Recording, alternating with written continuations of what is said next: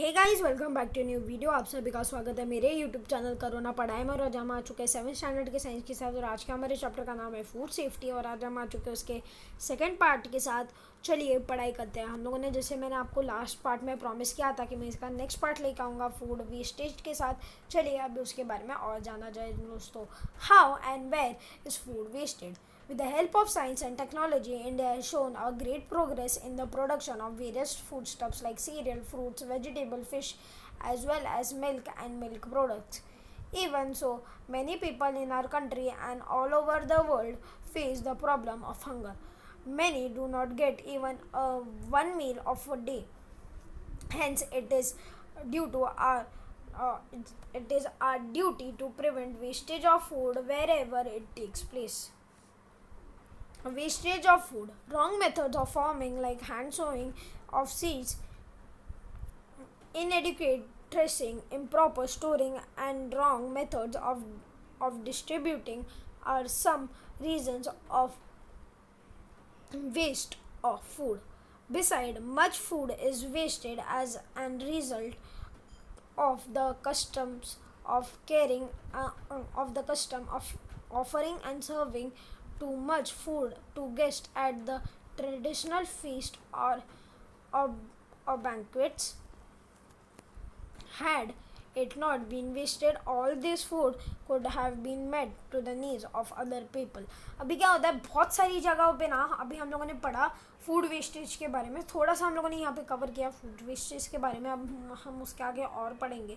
अभी हम यहाँ पे क्या पढ़ते हैं, पहले हम यहाँ पे पढ़ते हैं इंडिया ने बहुत ज़्यादा प्रोग्रेस शो किया है फूड स्टफ, सीरियल्स, ये सारी चीज़ों में, एक्सेट्रा एक्सेट्रा। पर अभी भी कहाँ तो वर्ल्ड के कोई ना कोई पार्ट में हंगर का प्रॉब्लम है। लोग स्टार्वेशन के कारण मरते हैं। ऐसा क्यों है? क्योंकि क्या है, बहुत ज़्यादा जो फूड है वो वेस्ट हो जाता है। इसलिए हमारा ये ड्यूटी बनता है, हमारे ये काम बनता है कि हम हमारे एरियाज़ में हम प्रिकॉशन ले कि कम से कम फूड वेस्टेज हो पाए दोस्तों। अभी हम यहाँ पे क्या देखेंगे, क्वांटिटेटिव वेस्टेज ऑफ फूड के बारे में। अभी ये सारी जो वेस्टेज ऑफ फूड के जो मेथड्स हैं, हम इसके बारे में यहाँ पे पढ़ेंगे। अभी पहला जो मेथड्स है फीस्ट, बैंक्वेट्स और जो शादियों में जितना भी खाना बटा जाता है, यहाँ पे क्या करते हैं लोग ना, भर भर के खाते हैं। पर पूरा भर भर के प्लेट में खाना तो लेते हैं, पर ज़्यादा से ज़्यादा खा नहीं पाते। और जो बाकी का जो खाना रह जाता है वो डस्टबिन में, वहाँ की जो ट्रेस होती है वहाँ पे डाल देते हैं। ये बहुत ज़्यादा गलत है।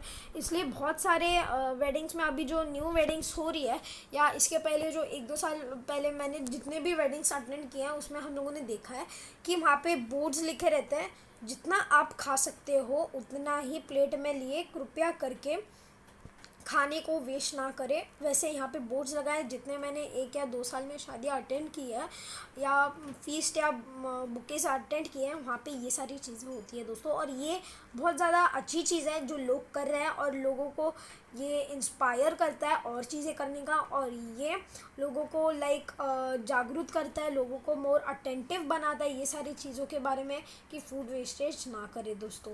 अभी हम आगे बढ़ेंगे हमारे ये वाले पेज पे। Qualitative food wastage of food. Using wrong methods of protecting food, excessive use of food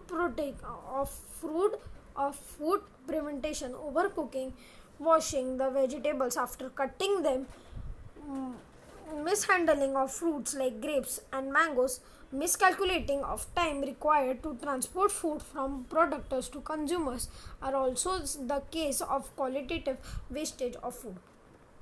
हम लोगों ने पहले अलग मेथड के बारे में पढ़ा। जो अब पहले हम लोगों ने कहाँ पढ़ा था, एक मेथड जहाँ पे ह्यूमन ज़्यादा कंज्यूम करने के कारण फूड वेस्ट कर रहा है। अभी यहाँ पे क्या है, wrong methods of protecting food. गलत जो मेथड होता है फूड को स्टोर करके रखने का, फूड को प्रोटेक्ट करके रखने का, उसके प्रिवेंटेशंस लेने का, ये सारे मेथड्स अगर रॉन्ग हुए तो भी वेस्टेज ऑफ फूड होता है दोस्तों। ये भी आपको याद रखना है।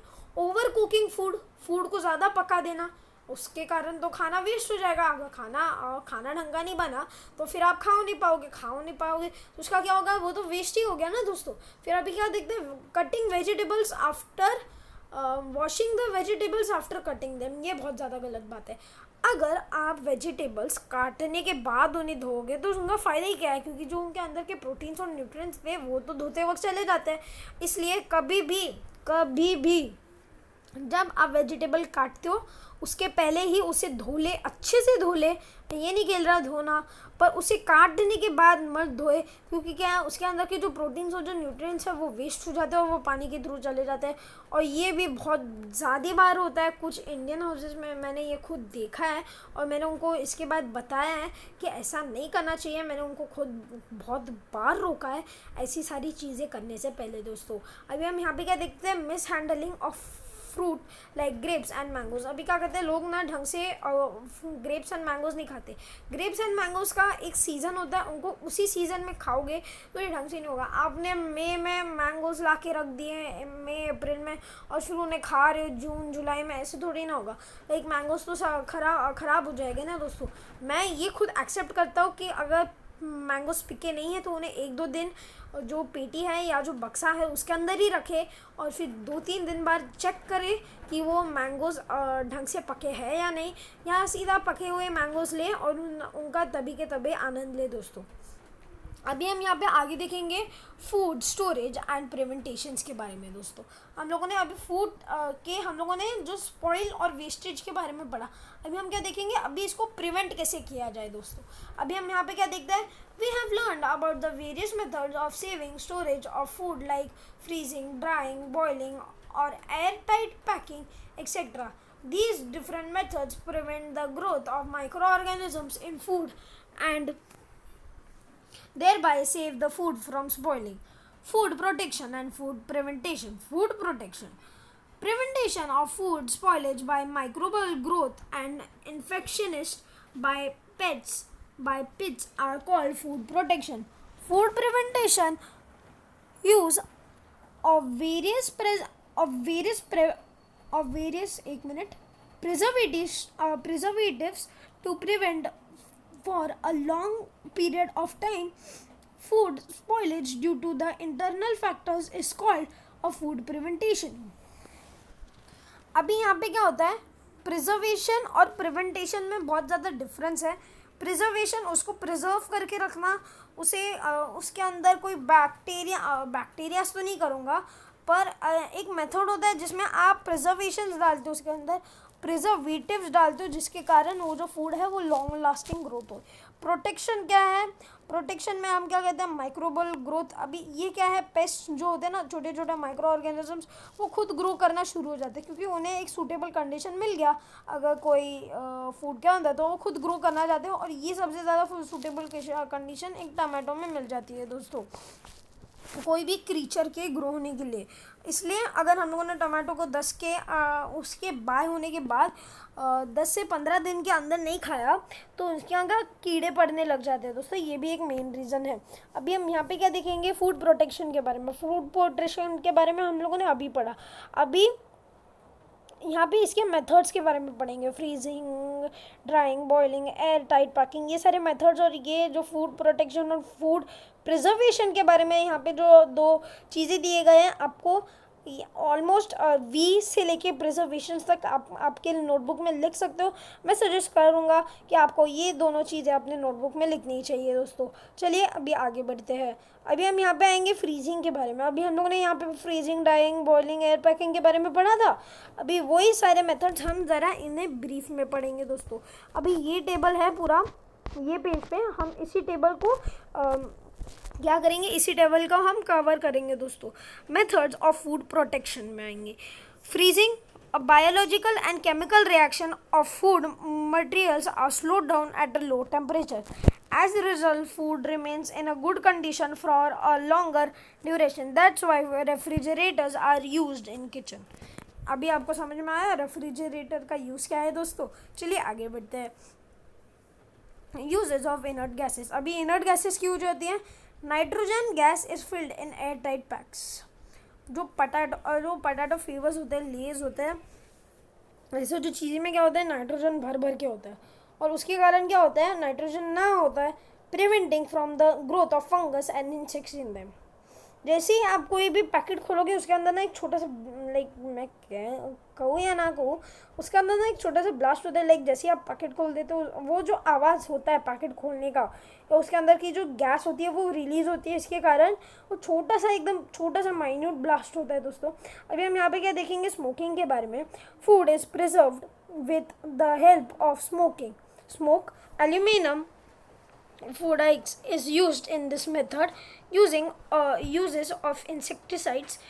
Methylene is sprayed on the gunny bags containing food grains. ये भी बहुत ज़्यादा इम्पोर्टेंट है कि उनमें ही क्या है, जो गनी बैग्स में है फूड ग्रेन्स क्या है, उनके अंदर कोई भी इंसेक्ट ग्रो ना हो दोस्तों।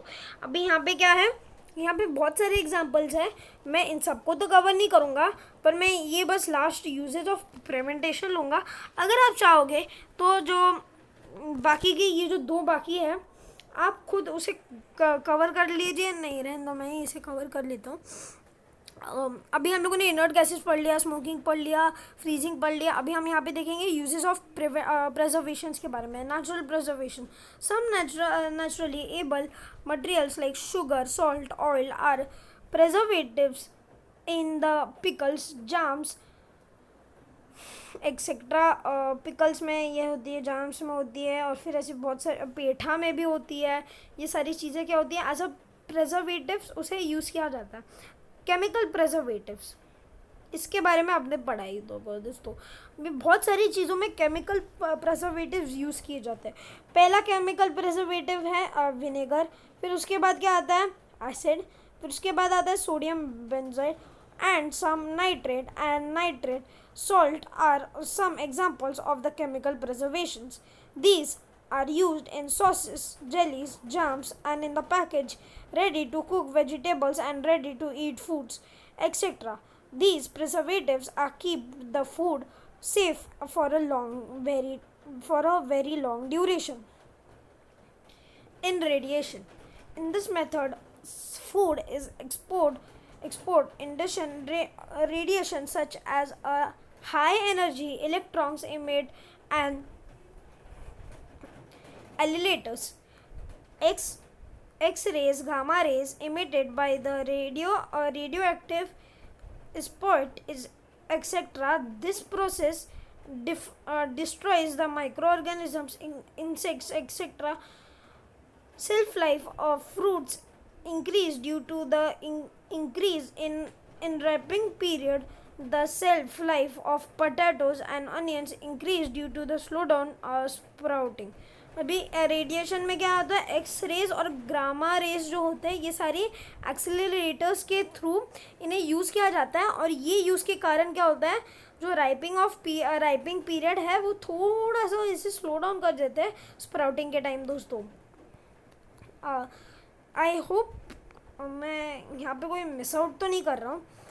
हाँ, एक चीज़ बाकी रह गई है, इसे भी मैं अभी यहाँ पे कवर कर लेता हूँ। This method involves heating the milk or other similar foodstuffs up to at a certain temperature, that is milk at 80 degrees Celsius for 15 minutes and cooling it quickly. This destroys the microbes present in the milk and keeps it a longer duration. ये भी एक method है prevention के लिए और food protection के लिए और प्रिजर्वेशन के लिए। अभी ग्रेट साइंटिस्ट के बारे में पढ़ेंगे। ये ग्रेट साइंटिस्ट के बारे में मैं आपको नहीं बताऊंगा, आपको खुद इसके गूगल पे जाके सर्च करना होगा। आज के लिए बस इतना ही। आई होप आपको ये वीडियो पसंद आया होगा। अगर ये वीडियो पसंद आया होगा तो वीडियो को लाइक, वीडियो को शेयर, चैनल को सब्सक्राइब और नोटिफिकेशन बेल ज़रूर ऑन कर देना। जैसे ही मैं कोई नया वीडियो डालूँ तो आपको इसका सबसे पहले नोटिफिकेशन मिले। जैसे ही मैं इस वीडियो का कोई नया पार्ट डालूँ आपको सबसे पहले नोटिफिकेशन मिले और आप इस पार्ट को सबसे पहले देख पाएंगे दोस्तों। थर्ड पार्ट का नोटिफिकेशन मतलब आपको सबसे पहले आएगा। और कमेंट्स में ये ज़रूर बताना आपको मेरा एक्सप्लेनेशन कैसा लगा। तब तक के लिए गुड बाय।